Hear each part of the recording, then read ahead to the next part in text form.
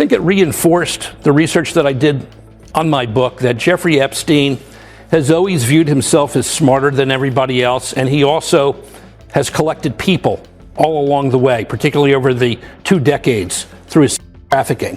And that was always to get secrets and bits of information about individuals that he could pass to other people. He trafficked it. The newly released Jeffrey Epstein emails don't just hint at the Harvey family.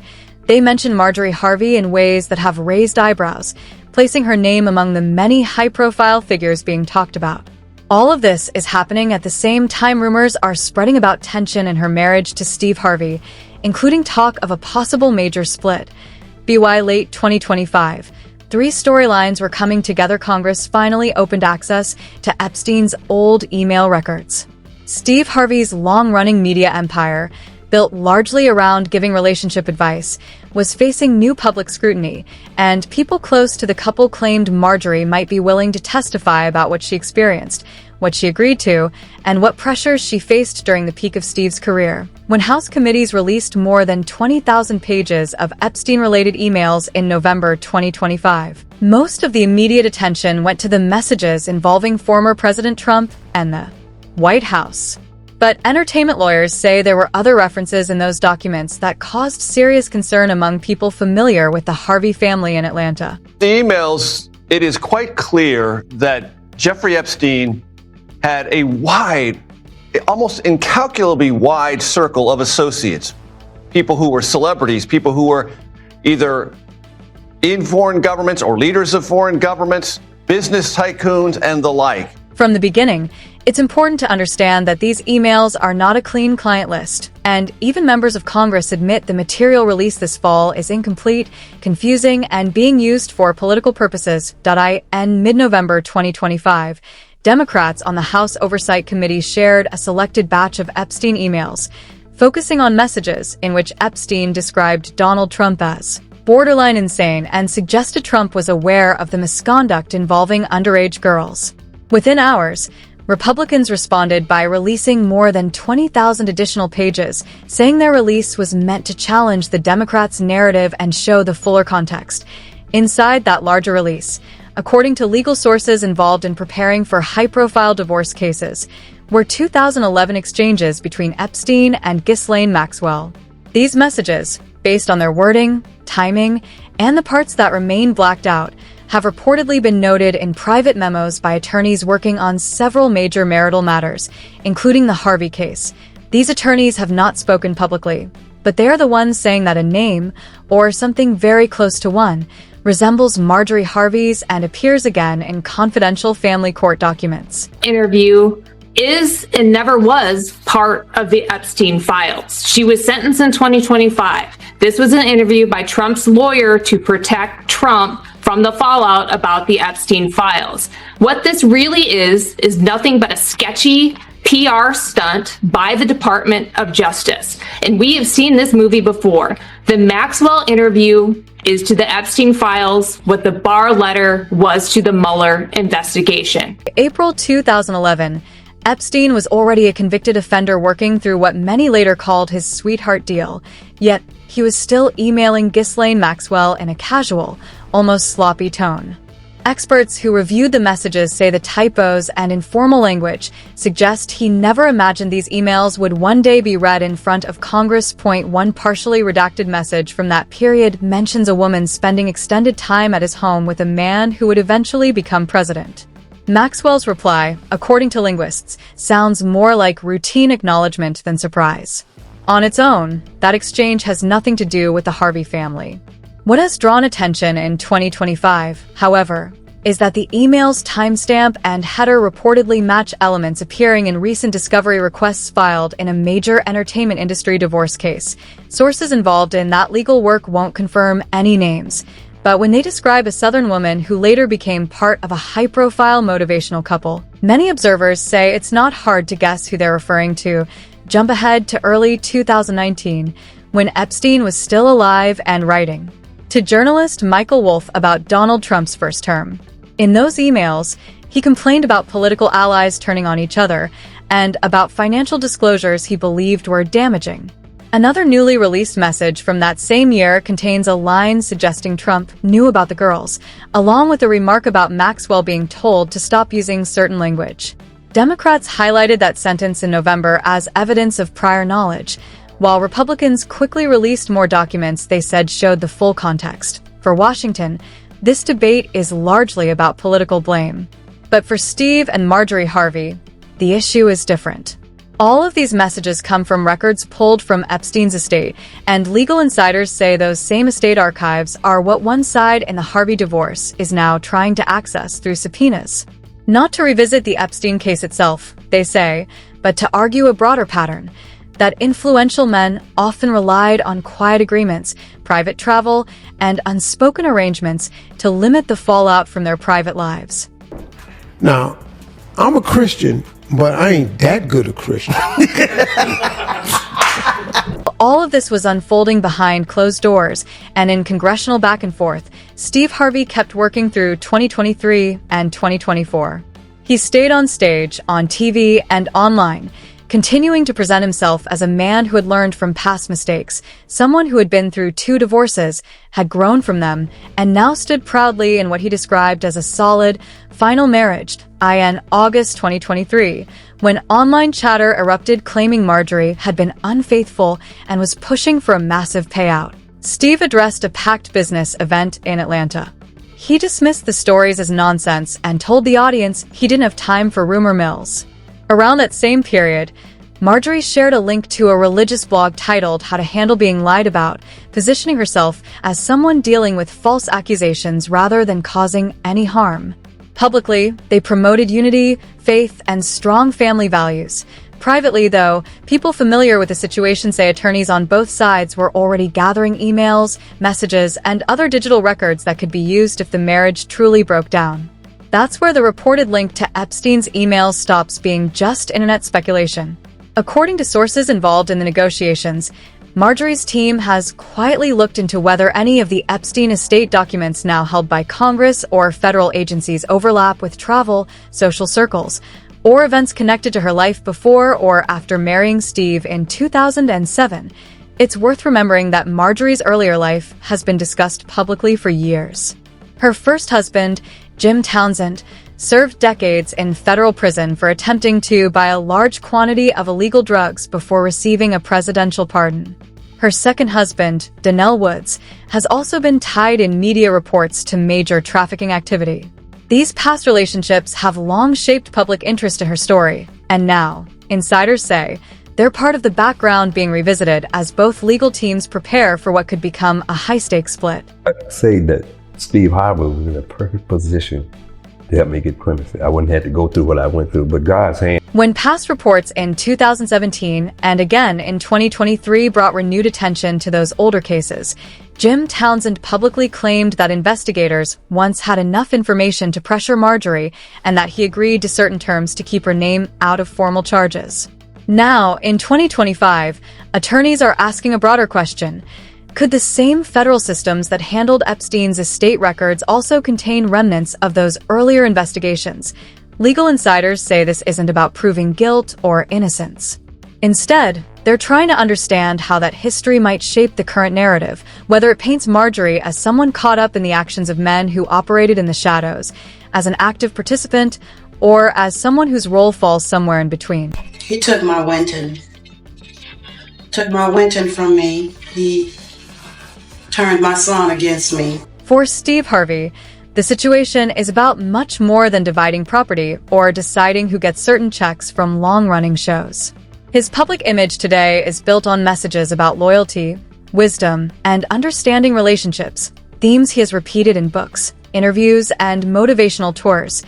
Years ago, his ex-wife Mary Shackelford accused him of cheating and emotional harm and filed a $60 million lawsuit making several sweeping claims. A Los Angeles judge eventually dismissed the case and sent it back to Texas, and Steve's legal team called her allegations baseless. That legal outcome allowed Steve to present himself as cleared and Mary as acting out of resentment. But if Marjorie were to step into a courtroom now with references to Epstein-related records, and with arguments that parts of her testimony should remain sealed, the public dynamic could shift.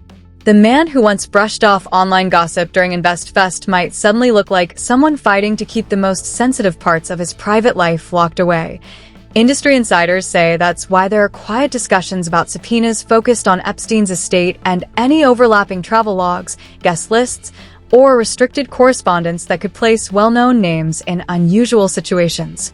These insiders emphasize that an email header doesn't amount to wrongdoing, and simply being copied on a message is not evidence of criminal behavior. But they also note that public perception often hinges on context more than proof, and for Marjorie, that context includes a complicated past that has been widely discussed for years.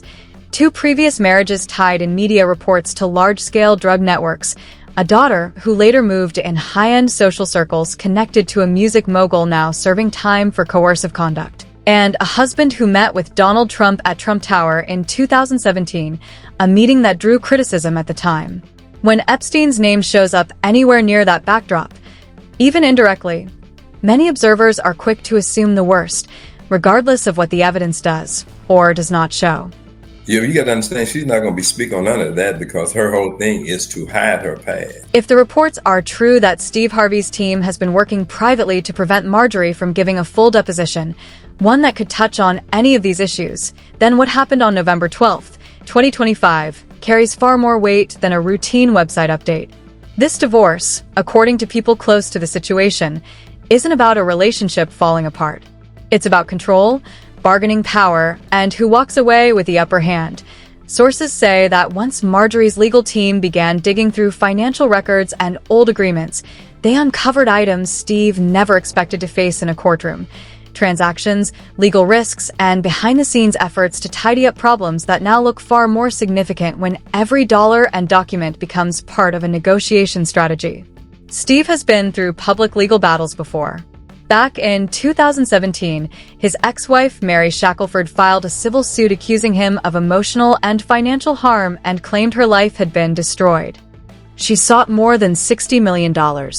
A judge later dismissed the case, but the filing itself outlined pages of allegations about the toll their breakup took on her and her belief that she contributed to the foundation of his career.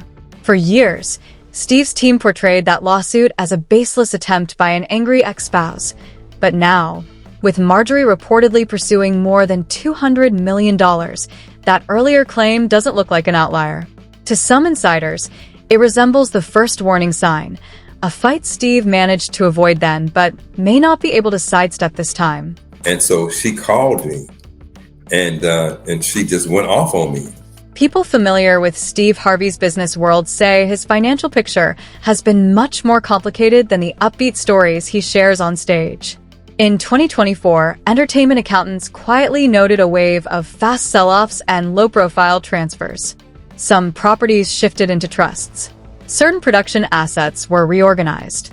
Revenue from speaking events began flowing through new companies that few recognized it on paper. All of this could be normal planning for someone thinking about the next phase of life. But when attorneys for a spouse review the same details, each sale, refinance, or corporate shuffle can be framed as preparation, signs that someone expected trouble and started protecting key assets before any legal fight began. So why would a woman who has publicly stood by Steve for nearly 20 years now push for what sources claim could be half of a fortune approaching $1 billion? People with knowledge of the negotiations say her motivation isn't just money. They say she wants safety and leverage going forward. The word they keep repeating is insurance. She used to hate, see, that's what I'm saying. I'm gonna tell it all. I'm telling all y'all. She said, and it was fact, she used to check dudes with big lips. Not insurance from a company, insiders say, but leverage in human form. The more Marjorie is believed to know, and the more she is thought to have endured, the higher the potential cost of her silence becomes. If reports about sealed court documents, estate subpoenas, and past investigations are even partly accurate, she isn't simply trying to leave the marriage comfortably. According to one industry veteran, she may be setting terms for what it could take to prevent certain questions from ever being asked under oath. That's where Marjorie Harvey enters the story, not as a villain, but as a wild card the family can no longer fully control. In 2019, the same year Epstein was sending emails mentioning young women and powerful men, Lori was frequently photographed with Sean Diddy Combs. From coordinated outfits on Manhattan sidewalks to sunlit lunches in Italy with Steve and Marjorie at the same table, to luxury trips in Mexico, the images suggested a lifestyle and network the family never fully addressed, yet could never entirely escape. Her mother is 54 years old. Her mother is 5 years older. A rising model stepdaughter, a legendary music figure decades her senior, and parents who appeared in photos dining and smiling together. On the surface, it looked like family life. But by 2024, federal authorities had raided properties, seized hard drives, and begun publicizing allegations of high-end parties, coercive encounters, and private sessions involving paid companions and controlled substances connected to Diddy's circle. Court documents and media reports described a secret world shaped by power, money, and tightly controlled access. When rumor sites and a few legal bloggers suggested that Lori's name appeared in at least one sealed affidavit tied to financial settlements and guest lists, the story shifted.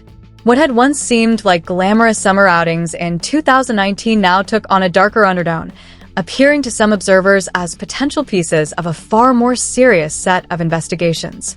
What's the best advice they've given you? Just remember that you're the prize at all times. Boom. Best advice. The central question that investigators, bloggers, and observers keep returning to is sharp. Was Lori simply an on and off presence in those years, or, knowingly or not, part of a broader world her mother had experienced long before? Steve legally adopted Lori in 2007, the same year Epstein's first criminal case shook elite social circles and forced many wealthy individuals to rethink who they associated with and where they were photographed. Giving Lori the Harvey name provided stability, status, and a well-known surname. But with Epstein's records now under scrutiny and Diddy's past being examined in court, some insiders quietly ask whether that adoption also created a potential liability, one that lawyers could now use strategically, given how the connections line up. When the timeline is viewed alongside politics, the implications grow more complicated. In 2019, Epstein was emailing journalist Michael Wolff and others, claiming a former president knew about the girls, calling him unstable, and hinting at shared associates and secrets. Around the same time, Steve Harvey was photographed entering Trump Tower for a meeting with the then president-elect. He explained it as a civic duty, saying both the Obama and Trump teams encouraged him to discuss inner-city housing. Steve emerged from the meeting praising Trump's openness and suggesting something positive could come from their conversation, even as parts of his audience criticized him almost immediately. When you look at the timing, the intersections between Epstein's communications, political players, and the Harvey family's public life become harder to ignore. Her, doesn't it? She probably wants to get out early. So I think that we have more digging to do. I think the DOJ transparency effort here is the right thing, but the reason it's on a Friday, Will, is I think there are no smoking guns. There's other places we have to look. Well, Buck, you appropriately... By late 2025, Epstein's estate materials, including 2019 messages about girls and claims about Trump's awareness, were being uploaded to congressional servers, just as House Republicans released more than 20,000 pages in a political fight over who knew what and when. Steve Harvey's controversial 2017 meeting with Trump remained on the public record, complete with sound bites and photos circulated worldwide. Between those two timelines sits a third, a long-simmering marital breakdown that insiders say reached the filing stage just as the Epstein documents hit the internet and cable news. 3 storylines, 3 reputations, 1 shared theme. Powerful figures whose private dealings suddenly faced the light of public scrutiny. Some commentators put it bluntly. These are 3 figures who built empires on secrets. Epstein used hush agreements and silence clauses until the law finally caught up with him. Trump has weathered accusations, settlements, and trials while maintaining his image as a master dealmaker. And Steve Harvey turned personal marital struggles into a business empire, offering books and tours that claim to explain what men really think and how women can protect themselves from heartbreak. 2 of these figures are still standing, at least publicly. The third is a woman who, according to sources, may now be preparing to speak under oath, where every word is legally binding. That is why the term financial war barely captures what's happening. If Marjorie's legal team truly has access to segments of Epstein's estate records, Court filings connected to Diddy and references from her first 2 marriages. The $200 million figure circulating in reports may represent more than just a divorce settlement. It could be the price of silence across decades of interconnected controversies. So I just keep going through. But then I'll tell you something too. Haters motivate me. Because when they talking about me, that means I'm doing something. This isn't just about one marriage. It's about an entire image. The story of a self-made family man who turned personal chaos into clarity, of a blended household that appeared to rise above past troubles and industry gossip, and of a home that seemed safe, controlled, and guided by a man who always knew what he was doing. But at this moment, sources say, Marjorie may hold the real leverage. Legal insiders point to one chilling detail in the latest filings. It's not the properties, the value of syndicated shows, or even years of touring income. It's a simple reference to anticipated testimony and related third-party records, a legal way of signaling that if certain demands aren't met, stories could emerge in a courtroom Steve has largely avoided for decades. Even without cameras, transcripts eventually surface, and they carry weight. From the outside, it's a striking picture, a polished empire flickering under scrutiny. A woman who stayed mostly silent for years beside a man who shared everything publicly. Questions arise about Lori's glamorous years. Were they just family vacations, or part of a larger story her parents could not fully control? Images of Steve shaking hands at Trump Tower now invite scrutiny over overlapping guest lists, donors, and private flight logs that investigators are only beginning to trace. And here's the moment that changes everything. Marjorie Harvey hasn't just filed for divorce. She has issued a subpoena. If that testimony becomes public, sources say, Steve Harvey risks more than a marriage. He risks the reputation he has spent 20 years building, the image of a man in control. As what happens when someone who has observed the secrets of moguls, politicians, and entertainers for decades decides her silence is no longer worth the cost? This saga is far from over.